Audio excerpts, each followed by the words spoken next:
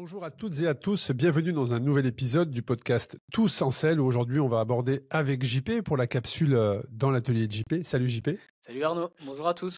On va parler d'un sujet passionnant comme tous les sujets bien évidemment, mais là c'est le vélo urbain. Alors aujourd'hui on enregistre, on est quasiment au centre de Lyon où la ville a fait pas mal de choses pour que justement on puisse se déplacer à vélo.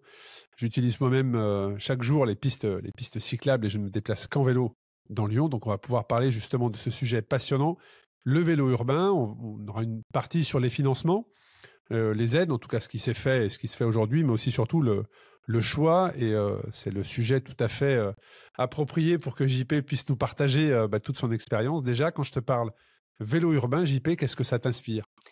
Le vélo urbain, c'est un terme qui induit qu'il y a de la circulation et tout ce qu'il y a dans une ville. Donc c'est un vélo qui doit être adapté à parcourir un territoire qui au départ ne lui est pas dédié, qui est dédié plus à la voiture, puisque c'est l'évolution de nos villes depuis déjà de nombreuses dizaines d'années. Même si comme tu le disais, j'ai pu le constater ce matin, il y a beaucoup de choses de faites à Lyon, et donc il y a beaucoup de vélos à Lyon.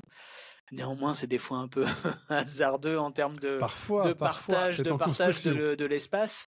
Donc le vélo en lui-même, l'outil, il doit être un peu adapté à ça. Il doit être adapté aux contraintes de la ville, de la circulation, du stationnement, de la sécurité, etc., etc. C'est les aspects qu'on va développer ensemble au cours de cet épisode pour essayer d'aider les gens un peu à choisir le meilleur outil pour ça. Exactement, on va rentrer dans les détails déjà sur tout ce qui est aide et financement. Est-ce que je te laisse réfléchir à ça, JP, mais est-ce que tu connais un petit peu de ce process ? Moi, ce que je peux vous dire, c'est qu'il y a des subventions qui sont mises en place pour l'achat d'un vélo électrique. Ça allait jusqu'à 200 € pour les particuliers. Certaines collectivités locales offrent même des prêts à taux zéro pour encourager l'acquisition de vélos. On parlait de Lyon, mais il y a aussi des villes comme Paris, Lyon, peut-être d'autres également. On vous invite aussi dans les notes de l'épisode à nous faire remonter ces choses-là, mais il peut y avoir des bonifications spécifiques pour les cyclistes qui choisissent des véhicules respectueux de l'environnement, en l'occurrence des vélos. Et donc, il y a des aides qui sont mises en place dans le cadre d'un plan mobilité, justement. Donc, tout ça est intéressant. On vous invite logiquement, un vélociste doit être en mesure de vous informer sur ce qui est mis en place, mais aussi comment l'obtenir, parce qu'il y a le fait d'annoncer un plan de mobilité et le fait de réussir après un parcours administratif parfois compliqué à obtenir cette aide qui est un remboursement qui vient derrière en déduction. C'est pas une déduction de l'achat, c'est pas le vélociste qui va vous faire cette réduction, en tout cas je ne crois pas. Mais ça va venir en remboursement de l'investissement que vous avez fait. Est-ce que tu as des choses à compléter sur ça, JP ? Alors je suis pas. En fait, il peut y avoir autant d'aides différentes qu'il y a de territoires, parce que c'est pas. Tu parlais d'un plan au niveau national, mais il se suffit pas à lui-même. En fait, il y a beaucoup de choses qui sont faites auprès de communautés de communes, auprès de régions, auprès de villes comme Lyon. C'est aussi segmenté en fonction du type de vélo. Ça peut être un vélo urbain, ça peut être un VAE, ça peut être un VAE cargo. Dernièrement, j'ai eu à donner des justificatifs pour un client lyonnais, justement, pour une entreprise qui avait une aide assez substantielle si elle achetait un vélo cargo à destination, à l'usage de l'entreprise. Et donc, au-delà de juste fournir une facture, il faut fournir le code d'identification, c'est le numéro anti-vol dont on pourra reparler d'ailleurs, mais ce numéro unique du vélo, il faut fournir une photo du vélo aussi. Donc ça suggère que quelqu'un qui reçoit cette photo de vélo a un certain degré d'expertise pour dire est-ce que le vélo rentre bien dans la case ou pas. Donc mon expérience, elle se limite à ça, c'est-à-dire, alors d'une, c'est pas mon marché principal. Moi je suis vendu vélo rural, pas du vélo urbain, non, mais blague à part, je suis pas en centre-ville, donc c'est moins mon sujet de prédilection, mais j'en vends quelques-uns quand même. Je fais quelques vélos de ma marque en électrique aussi depuis un an. D'ailleurs, c'était le sujet de ce vélo lyonnais. Mais pour le coup, vous pouvez avoir même une commune qui décide d'encourager et donc d'attribuer, en fonction de votre statut professionnel ou particulier, une dotation. Mais il y a toujours des conditions qu'il faut bien regarder avant de se lancer, sous peine de devoir affronter un refus de subvention parce que vous pensiez que ça rentrait mais ça rentre pas, ou que la photo ne plaît pas, et voilà. Donc attention à ça. Moi, j'ai toujours un peu de mal avec le fait qu'il faille des subventions pour que les marchés se développent, mais en tout cas, elles existent, alors que les gens en profitent. Hein, voilà. Bon, en tout cas, voilà, renseignez-vous. Il y a des sites qui sont faits pour ça. Renseignez-vous auprès des villes et des vélocistes en local. N'hésitez pas, si ça peut vous permettre d'accéder à l'acquisition d'un vélo et de vous déplacer dans les villes dans lesquelles vous êtes en vélo, ça sera bénéfique. Vous allez probablement même apprendre à découvrir votre ville grâce à cette mobilité douce. En tout cas, le vélo urbain en 2025, c'est un secteur comme ça l'était les années passées, mais ça ne cesse d'être un secteur en pleine croissance. J'ai quelques chiffres sur ça. Hein. En 2024, le vélo urbain, en tout cas, oui, le déplacement en vélo urbain a augmenté de 28%. C'est l'association des vélos de ville qui a fait cette étude. Et 40%, ce sont des vélos électriques. Hein. C'est-à-dire que les vélos électriques représentent aujourd'hui 40% de cette mobilité douce. Donc le vélo à assistance, je précise, à assistance électrique s'impose donc comme une solution idéale pour répondre aux enjeux de mobilité urbaine. Selon toi, JP, quelles sont cette tendance, mais quelles sont les raisons de ce succès ou les facteurs clés pour justement le vélo urbain? Alors déjà, pourquoi ça augmente et ça continue d'augmenter? On avait prévu que ça ralentirait, qu'il y avait eu un effet Covid et qu'après ça ralentirait. En fait, beaucoup de gens ont pris goût. Beaucoup de gens se sont rendus compte que la vitesse de déplacement avec les moyens conventionnels aujourd'hui, que sont les transports en commun, la moto ou la voiture en tête, les vitesses de déplacement sont très faibles en milieu urbain et que finalement en fait les gens ont pris goût au vélo en tant que tel, mais ils ont surtout pris goût à passer moins de temps dans le temps de déplacement pour se rendre sur leur lieu de travail. Certains ont pris goût à l'effort quotidien, certains y ont vu un bénéfice de santé, donc en fait ça continue d'augmenter, pas sans problème. Parce que les infrastructures sont pas toujours adaptées et la cohabitation est toujours délicate.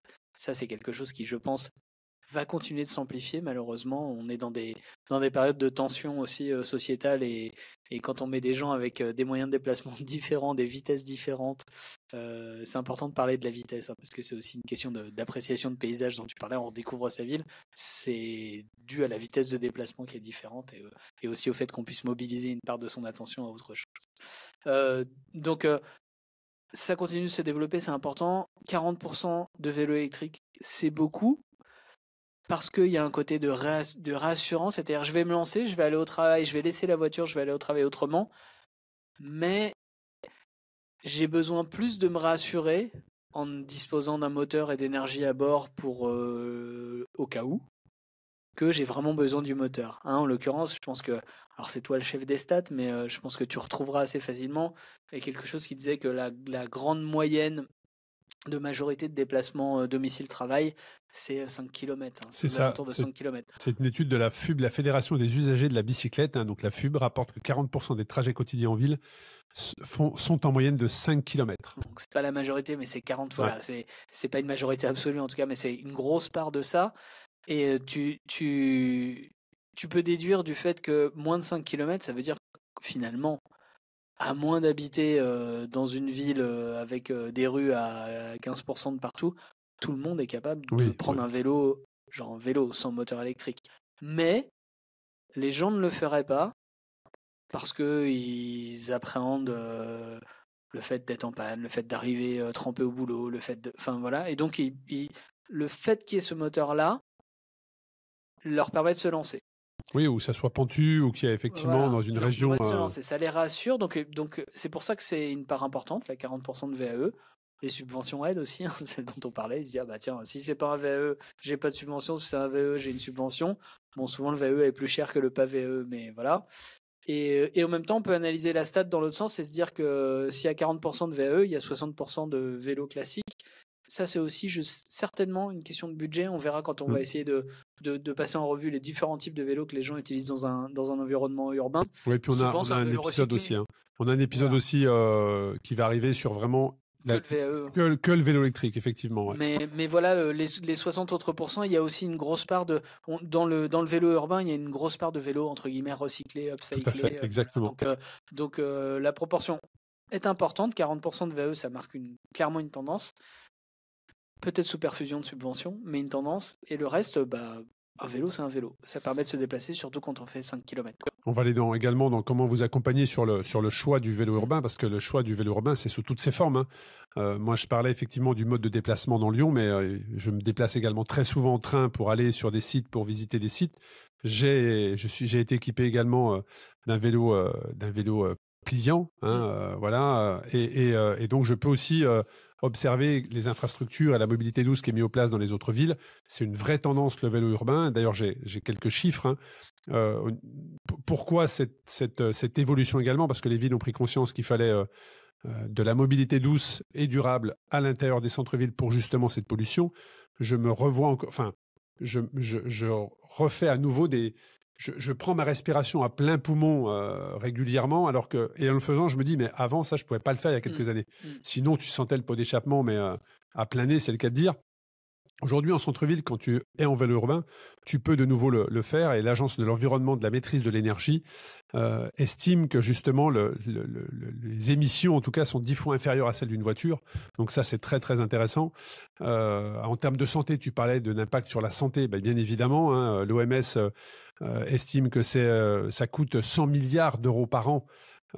Justement, qui forcément, ça incite les citadins à se tourner vers des alternatives plus rapides et plus pratiques. Et puis l'Observatoire des transports urbains a révélé que 50% des utilisateurs de vélo à ville choisissent ce mode de transport pour gagner du temps. Tu parlais du temps, mais aujourd'hui, 5 km dans un centre-ville, en voiture, tu mets beaucoup plus longtemps à les faire en vélo, voire même à pied. Ouais. Voire même à pied. Dans certains cas, oui, il y a tellement d'engorgement de voitures que c'est compliqué. Alors certains défenseurs de l'automobile diront que ça c'est aussi compliqué en voiture parce que on a partagé l'espace avec des voies dédiées au vélo maintenant et avant avec des voies dédiées au transport en commun. Donc en fait, c'est un partage de l'espace. On n'a pas que réduit la place de la voiture, on a partagé l'espace.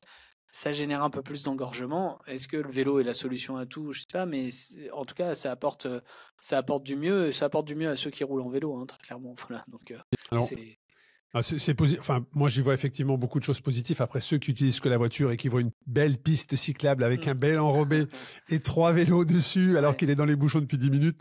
Mais les choses vont évoluer, et dans quelques mois, voire dans quelques années, cette piste sera pleine, comme on peut le voir. Moi, là où je suis à Lyon, aujourd'hui, les pistes cyclables sont pleines.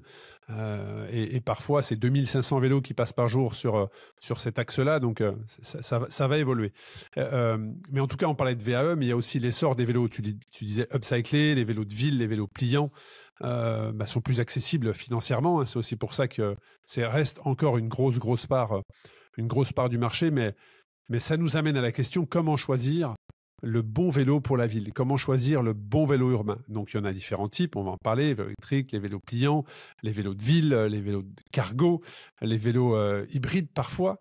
Voilà, selon toi, JP, comment choisir? Quels sont les conseils que tu peux donner sur le choix du bon vélo pour se déplacer en ville? Le bon, c'est celui qu'on va utiliser. C'est celui qui restera pas au garage et qu'on va vraiment mettre à profit pour se déplacer et faire. Alors, on a souvent tendance à réduire le vélo urbain à un vélo entre guillemets vélo taf, qui est une expression consacrée, mais c'est pas que ça. Il y a des gens qui travaillent chez eux et qui vont juste avoir besoin d'aller faire une course en ville, d'autres qui vont avoir une activité professionnelle qui vont pouvoir faire à vélo, etc. Donc c'est vraiment le vélo urbain, c'est pas qu'un vélo taf, c'est un vélo utilisé dans un environnement urbain.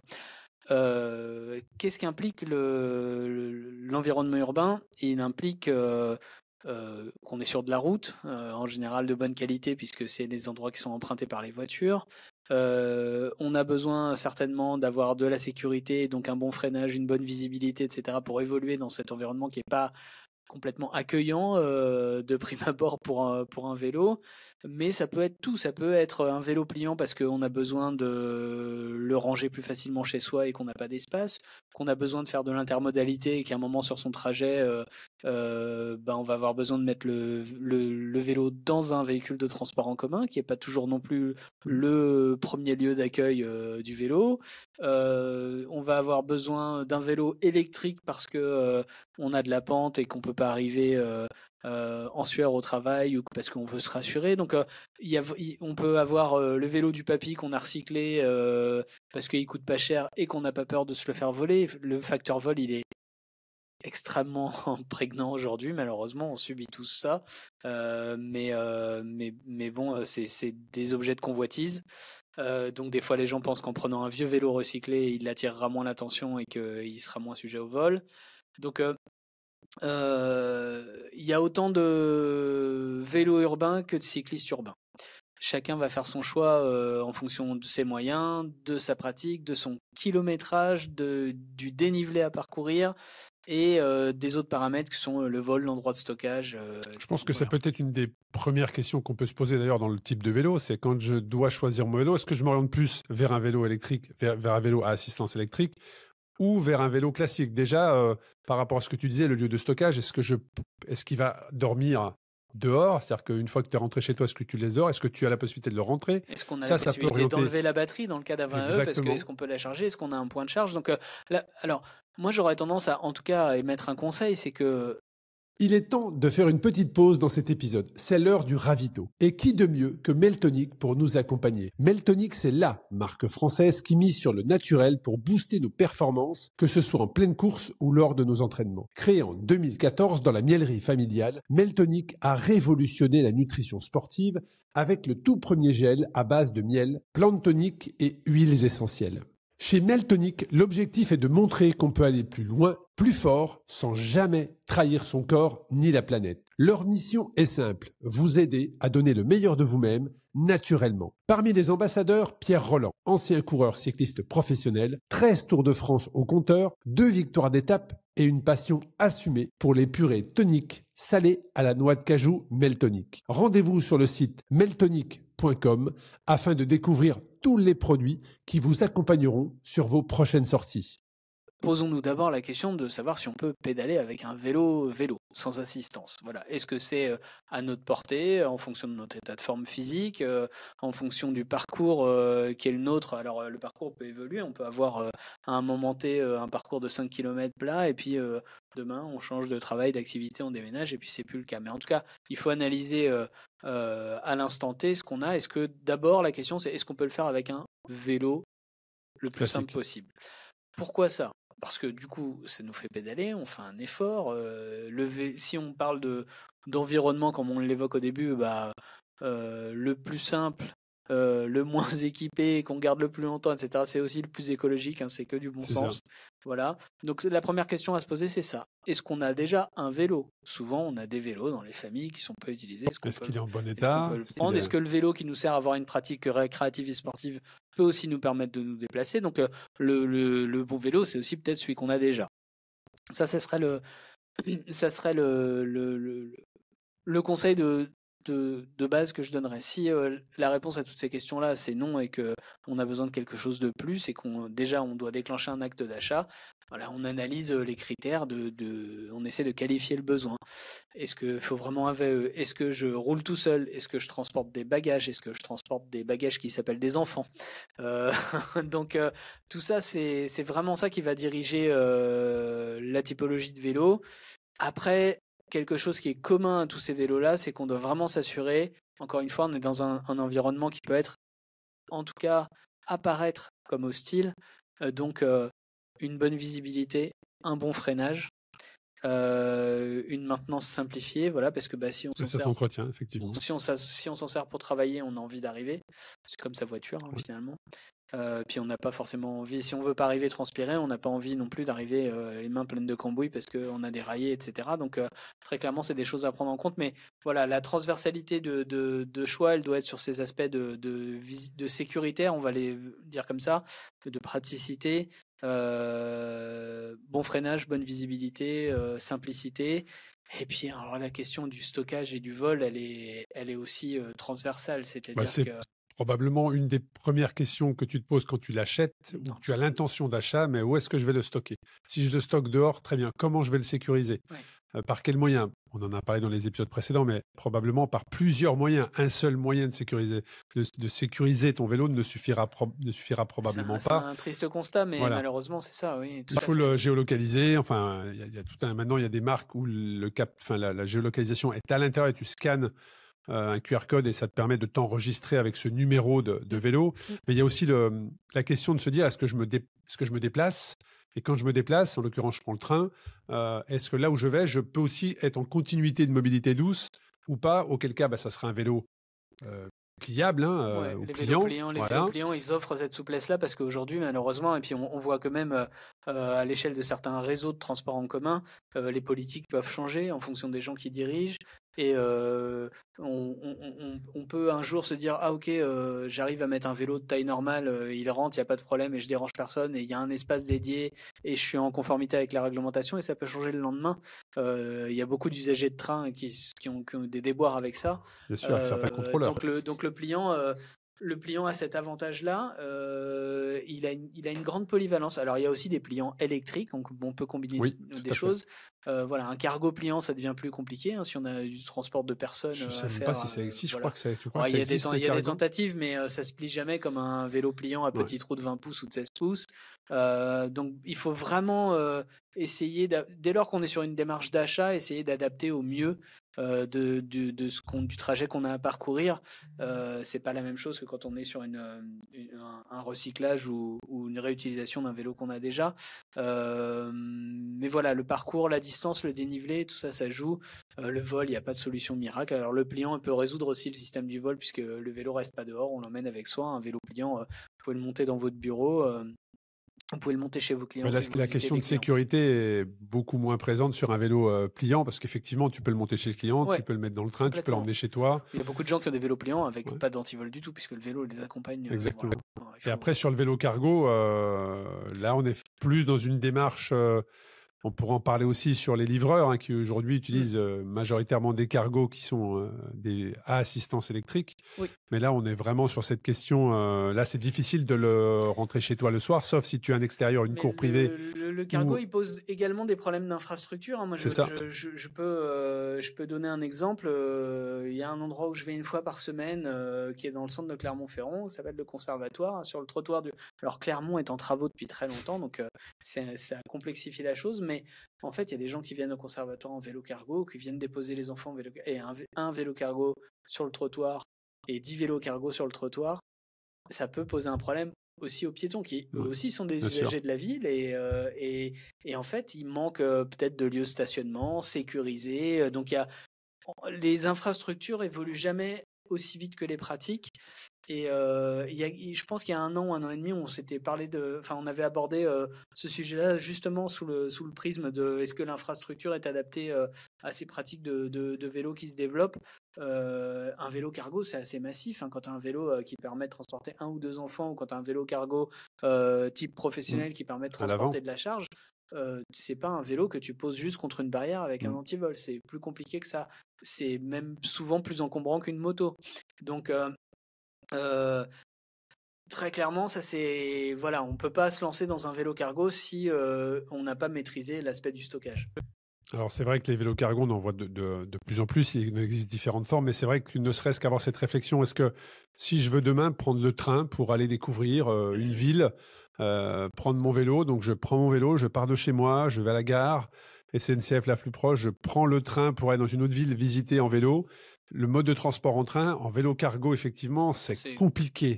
En tout cas, tu vas embêter les usagers. Le contrôleur, ça risque d'être compliqué. Un vélo traditionnel, un vélo classique et un vélo pliant, il y aura pas de souci. Donc il y a aussi ces questions-là à vous poser en disant voilà. Un vélo pliant aura jamais de souci. Un vélo classique, tu peux quand même avoir des soucis. Tu peux avoir certains soucis. Parce que maintenant il n'y a pas des wagons vélos dans tous les trains. Ouais. Il faut passer par un système de réservation la plupart du temps. Voilà, c'est pas aussi simple et fluide que ce qu'on pourrait espérer, très clairement, encore aujourd'hui. Il y a un exemple, alors je n'ai jamais visité cette ville, mais j'aimerais quand même bien, c'est Copenhague. C'est vrai que quand tu échanges aujourd'hui sur la mobilité douce, Copenhague ressort souvent. Justement, il y a 50% des habitants aujourd'hui à Copenhague qui se déplacent, en tout cas ceux qui utilisent le vélo urbain, ce sont des vélos sans assistance. Voilà. Oui. Des vélos sans assistance, mais ils ont aussi pensé à Copenhague le système de, pour X ou Y raison, je veux prendre le métro avec mon vélo pour aller un peu plus vite ou aller un peu plus loin. Le métro est aménagé pour le vélo. Aujourd'hui, à Paris, à Lyon, Marseille ou autre, je suis pas certain Non. que tu arrives avec ton vélo à l'entrée d'une bouche de métro, tu te dis, je vais pas C'est certain que le regard va être probablement Non, mais c'est différent des impossible, usagers. ne serait-ce que par le taux de charge de ces transports en commun. C'est que c'est déjà complètement saturé de bipèdes. Donc, si tu arrives avec ton vélo en plus, tu n'as aucune chance de rentrer ton vélo. Et puis après, tu as d'autres critères, hein, les critères essentiels sur lesquels on peut échanger. Il peut y avoir le confort, parce qu'il y a aussi, tu regardes généralement sur les vélos urbains, la selle est quand même beaucoup plus large, beaucoup plus confort. Donc, la position est aussi probablement différente, avec un guidon qui est probablement plus haut. Donc, il y a le confort à réfléchir. On n'a pas parlé, mais est-ce qu'une taille de cadre est importante pour un vélo urbain? Tu vas y répondre, JP. Il y a l'autonomie de la batterie, parce que si je fais un parcours de, je sais pas, chaque semaine, il faut comptabiliser. Alors, à la journée, tu vas pas utiliser la totalité de la batterie. Logiquement, non, mais il faut aussi réfléchir à ça, la durabilité. On pense aussi à l'éco-responsabilité, mais quand j'achète un vélo urbain, notamment assistance électrique, combien de temps je dois le garder pour que ça soit, entre guillemets, bon pour la planète? Et puis, une question de budget aussi. Sur l'offre aujourd'hui, on est quand même beaucoup sur des offres. Je pense que les gens qui font le marketing de ces marques de vélos se disent que sur les vélos urbains et notamment à assistance électrique, on est sur un public avec un statut social important, des moyens importants, et donc on est sur des vélos assez technologiques, très rapidement assez technologiques. On a pu se le dire dans d'autres épisodes, la demande émerge aujourd'hui, elle se fait entendre, la demande de simplicité et d'accessibilité. On pourrait imaginer que il y aurait d'autant plus de gens à vélo aujourd'hui s'il y avait des vélos électriques simples ou essentiels, on va dire, c'est-à-dire des garde-boue, de l'éclairage intégré, un bon freinage, un petit moteur et une petite batterie pour un trajet quotidien, avec une batterie détachable non intégrée, peut-être un peu universelle, qu'on puisse remonter, parce que les gens qui n'ont pas un stockage avec une prise de courant doivent pouvoir charger tous les jours. Si on considère que la moyenne, alors on a dit tout à l'heure le trajet de 5 km, donc un aller-retour se fait 10 km, mais ça c'est que 40% des trajets, mais on doit pouvoir se dire que une fois par semaine, 80 ou 90% des gens font peut-être 15 km de trajet quotidien à vélo. On pourrait même imaginer avoir un vélo assez simple pour que ça ne permette de faire que 25 ou 30 km et qu'on fasse 2 jours, ou pour les gens qui roulent un peu plus, donc, charge tous les jours. On charge bien son téléphone tous les jours. Hein. Voilà, donc on peut très bien charger sa batterie. Là, je pense qu'il y a une voie qui n'est pas encore explorée par les marques. De vraiment quelque chose de très simple. Alors, la taille des batteries, moi je sais que j'ai une... Ça a été exploré par les gens qui font des kits de conversion plutôt. Mais en vélo original, c'est-à-dire en offre de neuf, c'est pas exploré. On est tout de suite sur de la batterie de grosse capacité, des moteurs avec du couple, etc. Oui, et puis surtout très lourde. C'est-à-dire quand tu veux l'enlever, déjà pour l'enlever, c'est pas si simple que ça. Et tu la prends, elle pèse 3 tonnes. Tu la remontes chez toi, elle prend de la place.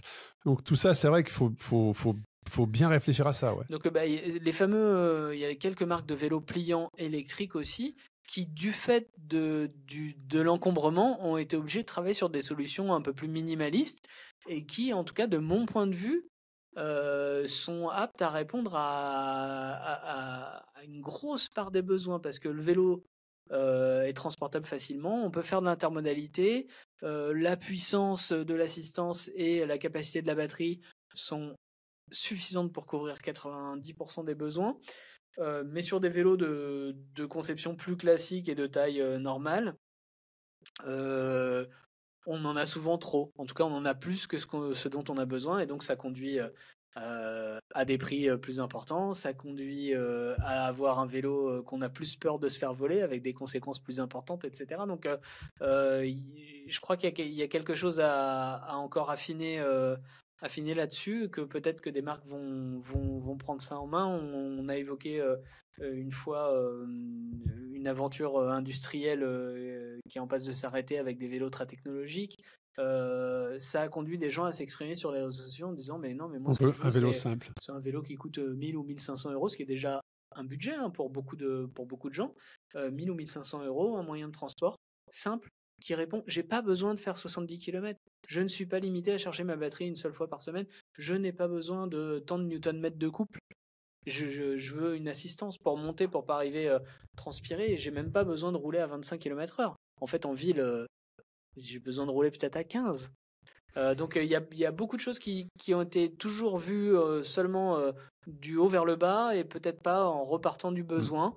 Peut-être que c'est une piste d'innovation. Malheureusement, je crois pas que ce sont les kits d'adaptation, d'électrification qui vont répondre à ça parce que on a souvent des gens, les gens qui se déplacent à vélo, c'est pas des gens qui sont absolument fans de vélo, dans le vélo, qui ont envie de faire de la mécanique, etc. Ce sont des utilisateurs qui ont besoin d'un moyen de transport. Donc, il y a besoin de simplicité et de choses qui arrivent et qui sont prêtes à être utilisées. Oui, c'est intéressant ce que tu dis sur la vitesse, hein, parce qu'il y a aussi le vélo urbain, on va pas être tout à l'heure des équipements, mais il faut être bien visible, et il y a aussi l'estimation de la vitesse à laquelle tu roules pour le piéton. Donc, on a une vitesse qui est totalement différente. 15 km/h, tu disais, c'est vrai qu'aujourd'hui, les vélos à assistance électrique sont limités à 25, je crois. L'assistance s'arrête à 25 km. 25, donc tu doubles beaucoup de cyclistes classiques qui, eux, ne sont pas dans un objectif de vitesse, mais juste d'un mode de déplacement avec leur vélo, donc ils vont être peut-être à 15-20 km/h, et il faut que tout ça cohabite. En tout cas, voilà, dans le choix de comment choisir aujourd'hui son vélo de ville, donc il y a déjà la bonne question à vous poser. Est-ce que c'est un vélo classique, donc ce qu'on peut dire musculaire dans la discipline sportive? J'avais essayé d'éviter ça. Mais le vélo classique, alors le vélo classique ou le vélo électrique, donc là, il faut bien réfléchir au lieu de stockage, à la recharge, au mode de déplacement, à la batterie, hein, c'est-à-dire la capacité de la batterie, est-ce qu'elle va vous faire une journée, 2 jours ou la semaine? Vous avez également la question à vous poser sur le choix du vélo pliant en fonction du mode de déplacement que vous allez avoir entre deux utilisations de votre vélo. Le cargo, si vous avez des enfants ou des colis, là c'est peut-être plus professionnel, mais si vous avez des choses à transporter, donc si vous avez des choses à transporter, réfléchir à pareil, le lieu de stockage, hein, une fois que vous l'avez utilisé, est-ce que vous pouvez le rentrer en sécurité ou pas? Si vous ne pouvez pas, il faut absolument sécuriser. Je vous conseille même de pouvoir géolocaliser derrière votre vélo si on venait à vous le voler. Et tout ça, faut le transporter. Bientôt, toi, tu as un cargo juste pour transporter des antivols, Arnaud, en fait, c'est ça. On en parlait tout à l'heure. Moi, j'ai 6 moyens. Malheureusement, c'est comme ça. On a essayé de me voler mon vélo, qui m'avait gentiment été mis à disposition par les cycles Fratello sur les hauteurs de Lyon. J'ai un Reisenmüller et on a essayé de me le voler plusieurs fois dans la rue. J'ai des photos de mes voisins qui en témoignent. Dernièrement, je me suis fait voler la selle. Ouais, non, c'est des choses qu'il faut pas. Donc, tu es obligé d'attacher ta selle aujourd'hui. Donc, il faut un antivol pour attacher ta selle, 2 antivols pour attacher ton vélo. Un moyen de localisation, enfin, on n'en sort pas. Mais après, il faut que ça fasse partie de votre réflexion d'achat. Complètement. C'est évident. Il y a plein de petits dispositifs de sécurisation qui visent à remplacer les écrous simples d'accès par des écrous type antivol. C'est ce qu'on trouve sur toutes les voitures aujourd'hui, qui est des jantes alliage, il y a des écrous antivol, même quand vous achetez la voiture neuve. Ça existe aussi dans le domaine du vélo. Mais au-delà de tout, donc oui, alors dès lors que vous avez des antivols performants, souvent ils sont lourds, parfois ils sont encombrants, parfois ils sont les deux. Donc c'est à prendre en compte aussi. On essaye de limiter le fait de se déplacer avec un antivol lourd et volumineux et dur dans le dos, dans son sac à dos. Hein. Ouais, voilà. Non, mais même en cas de chute, ça peut faire des dégâts. Au-delà du type de vélo que vous allez choisir, hein, j'essaie de revenir aux fondamentaux. Pensez à avoir un vélo qui freine correctement. Qui vous protège aussi des intempéries si vous allez rouler tous les jours, des garde-boue. Voilà, les essentiels, c'est des bons freins, des garde-boue, de l'éclairage pour être visible. Et puis après, on roule avec un casque. Il y a également le budget, on en a parlé, mais un vélo classique, vous pouvez trouver entre 100 €, je dirais, un vélo classique sur les petites annonces.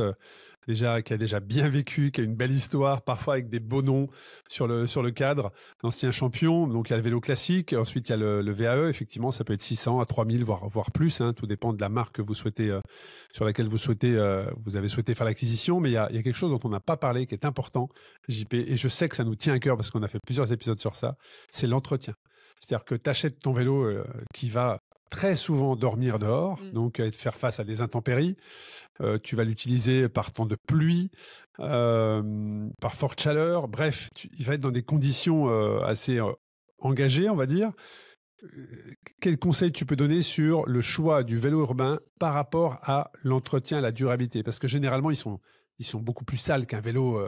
Oui, puis La pratique sportive. Ils sont moins entretenus. Alors, c'est très curieux, mais en fait, on achète un vélo comme un moyen de transport et pas par une motivation de passion. Donc, la plupart du temps, on n'a pas forcément le goût au vélo. Quand on a un vélo pour se déplacer quotidiennement, ça va pas forcément de pair. Disons qu'on va pas se dire là, il faut que j'entretienne ma chaîne Non, ou que je graisse ma chaîne. On n'est pas dans la même L'état optique. des vélos urbains, il est souvent pire que celui des vélos de loisirs. On va essayer de les qualifier comme ça. Maintenant, je pense que ce dont on ne peut pas se passer, c'est ce qui touche à la sécurité. Les pneus, les freins, ça c'est vraiment important. Qu'un jour vous déraillez parce que vous n'avez pas entretenu, que la chaîne soit rouillée, que vous ayez un roulement abîmé, ça portera pas préjudice à votre sécurité de tous les jours. Par contre, voilà, pneus, freins, c'est quelque chose sur lequel vous devez être, à mon sens, le plus rapidement possible autonome, ne pas dépendre d'un magasin ouvert pour regonfler votre pneu qui est à plat ou pour changer un patin de frein, parce que le lundi vous allez au travail, mais les vélocistes ne seront pas ouverts par exemple. Donc il y a beaucoup de choses comme ça. Donc il faut vraiment se focaliser sur les éléments de sécurité. Là, après c'est mieux si c'est entretenu très quotidiennement. Forcément, il est soumis à des agressions que votre vélo de loisir ne subit pas. Moi, perso, j'entretiens régulièrement parce que je sais que c'est. Alors, c'est pas tous les mois, hein, mais disons que chaque saison, j'essaie de faire un entretien chez un professionnel parce que c'est important. Mais j'ai une question sur les pneus parce que les épisodes qu'on a fait par le passé sur les pneus ont cartonné. Ça intéresse beaucoup de monde. Mais là, dans le cadre de vélo urbain, par le passé, moi, j'ai fait l'acquisition de pneus dits anti-crevaison. Bon, ils pèsent 1 tonne. Ils sont pas souples du tout. Tu t'arraches les mains si toi, tu veux les mettre. Quel est ton avis sur le pneu le pneu qu'on dit renforcé ou anti-crevaison? Est-ce que pour le vélo urbain, ça peut être une solution pour justement la personne qui fait l'acquisition se dit, bon, moi, j'ai pas envie de mettre les mains dans le cambouis, hein, expression, voilà. J'ai envie d'avoir la sécurité d'avoir un pneu qui est peut-être très dur, très rigide, mais par contre qui est dit anti-crevaison. Alors, je vais diviser ma réponse Parce en que tu peux deux. pas réparer avec un vélo urbain. Enfin, toi-même, sur place, quand tu crèves, alors que quand tu vas faire une sortie de route en loisir, tu crèves, bon, t'as ta chambre à air, tu changes. Là, c'est galère. C'est très, très galère. Si t'as un cargo chargé, c'est galère, mais je vais couper la réponse en deux. Pour les vélos électriques, la question de la performance du pneu, de sa résistance au roulement, etc., c'est moins une question puisqu'on a de l'énergie sous forme d'électrons dans une batterie. Ça a une influence sur la consommation et l'autonomie du vélo, mais la plupart du temps, de toute façon, on a déjà trop de capacité sur tout ce qui est vendu aujourd'hui par rapport à l'usage exact de ce qui est fait avec. Néanmoins, un bon pneu avec une faible résistance au roulement peut faire varier l'autonomie d'un VAE jusqu'à une vingtaine, 20-25%. C'est assez drastique. Peu de gens l'envisagent parce qu'il n'y a pas un caractère critique à ça, en tout cas pour un usage urbain, mais c'est une réalité.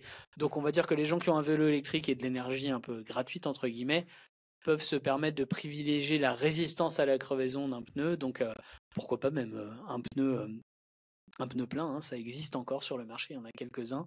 Mais sinon, en tout cas, un pneu renforcé.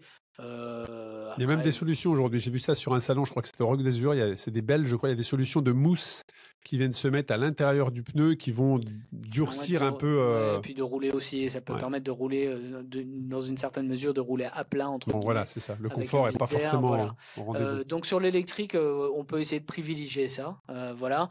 Sur un vélo conventionnel, il faut trouver un compromis en fonction de sa pratique, parce que si on fait 10 km matin, 10 km soir, qui est un peu dénivelé, etc., la question du confort et puis de l'énergie dépensée pour réaliser le parcours va se poser. Donc on va essayer d'avoir un pneu qui roule quand même bien, qui a une faible résistance au roulement pour nous permettre de consommer moins d'énergie, puisqu'on la produit avec notre corps, et puis d'avoir un peu de confort, et pourquoi pas, peut-être un peu de plaisir sur ce trajet quotidien aussi. Donc il faut certainement pas utiliser au quotidien pour un vélo urbain un pneu de course très, très, très léger, avec une vraie résistance au roulement ultra faible, optimisée, parce que ça induit que c'est un pneu fin, avec une carcasse souple, et que dans un milieu urbain, on a affaire aussi à une route souvent souillée, avec des morceaux de verre, avec des débris, avec des cailloux, tout ce que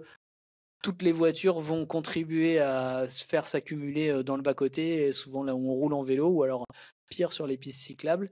Donc il faut avoir ça en tête dans son choix, dans son choix de pneumatique. Alors j'ai une stat, un chiffre qui va aussi te faire plaisir, c'est qu'on parlait de Copenhague tout à l'heure, donc il y a une étude qui a été réalisée en 2023 et qui a montré que les vélos urbains qui combinent des matériaux en acier inoxydable et des pneus anti-crevaison ont une durée de vie moyenne de 7 à 10 ans. Alors que justement, contre les vélos qui ne sont pas équipés de ces matériaux-là, ont une durée de vie de 3 à 4 ans. Donc, ils sont beaucoup moins robustes. Ouais. Donc, ouais, mais je suis pas étonné. Tu abondes forcément. Ça compte forcément, non, mais encore tous les gens qui habitent en maison et qui avant habitaient en appartement, un jour ils prennent conscience de ce que c'est d'exposer un objet aux éléments extérieurs. Vous prenez un salon de jardin, vous avez beau en acheter un 500 € ou un 5000 €, vous le laissez dehors toute l'année, il vous faut que quelques années pour constater ce que la pluie, le soleil, les UV, etc. peuvent faire.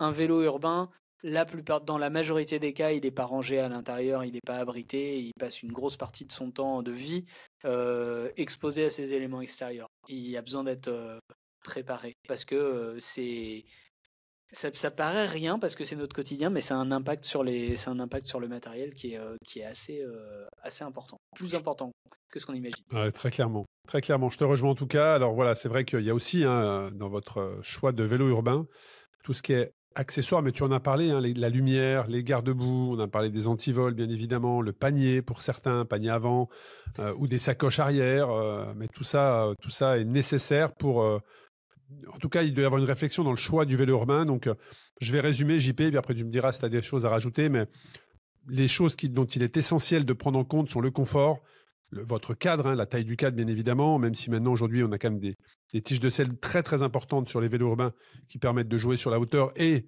parfois d'avoir un vélo pour la famille. Et après, le réglage se fait sur la hauteur de selle. L'autonomie de la batterie, en tout cas pour les VAE, la facilité d'entretien, le budget, les accessoires nécessaires pour rendre votre expérience agréable et pratique. Est-ce qu'on a couvert tous les sujets, JP, selon toi? Oui, je rebondis juste sur la dernière chose. C'est une vraie tendance, la taille unique. C'est-à-dire comme on est dans une pratique qui n'est pas de performance ou de confort ultime, parce que c'est des trajets la plupart du temps courts. On a une conduite qui est plus droite. Plus droite, donc ce qui règle pas mal de soucis de position. On a une répartition de poids du corps qui est différente, mais ça garantit aussi une capacité d'utilisation accrue de plusieurs personnes de la famille, aussi une durabilité dans le temps. Donc il y a une vraie tendance aujourd'hui dans l'offre à limiter le nombre de tailles, voire à faire de la taille unique. Moi, je trouve ça très bien parce que pour cet usage, c'est d'autant plus facile de le faire. Alors, c'est dommage de se priver. Donc, voilà, tu m'as tout à l'heure interpellé sur les tailles de cadre et puis j'ai pas fait de commentaire, mais je le fais là. Et si on est sur un vélo conventionnel qu'on recycle à un autre usage, la taille de cadre peut avoir plus d'importance. Si on est sur un vrai vélo urbain qu'on achète comme un vélo urbain, il y a une tendance à aller vers une simplification de ce point de vue-là. Et c'est très bien. Un grand merci, JP, pour ces précisions. Moi, j'ai juste une dernière info à communiquer sur ça. C'est qu'il y a quelques années, je m'étais renseigné effectivement sur un projet éco-responsable et j'avais discuté avec l'entreprise qui était là pour m'accompagner sur justement le mode de déplacement doux et l'indication qui m'avait été donnée était très très importante, c'est que beaucoup font l'acquisition d'un vélo électrique dans l'optique de dire c'est bon pour la planète, c'est un vélo électrique, j'utilise pas la voiture mais j'utilise mon vélo électrique et n'empêche que ta batterie, tu la prends, tu la recharges, tu consommes et l'info qui m'avait été donnée, c'est que pour qu'un vélo électrique qui ait vraiment un bénéfice, il fallait le conserver 7 ans. Alors que certains achètent un vélo électrique et le changent tous les 2-3 ans. Alors là, c'est un effet inverse. Oui. Mais si vraiment... Vous savez quoi sur la durée de vie des vélos tout à l'heure à Copenhague? 3-4 ans, 5 ans?